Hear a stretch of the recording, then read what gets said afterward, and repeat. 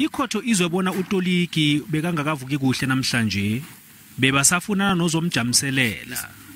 Only this morning, my lord, that witness has asked that we should reschedule his evidence. Amagqwetha wabasolwa abane kabahlanu azwakalise ungakathabi. Has indicated, my lord, that is moving to the area of evidence for the witnesses who were inside in the house. And all those people, they are here in Johannesburg today as we speak. That's Makumalo, that's Kelly Kumalo, that's Zandi Kumalo, that's Longwe Twala. The state should have known before today that if this witness is not available, they will have to get another witness.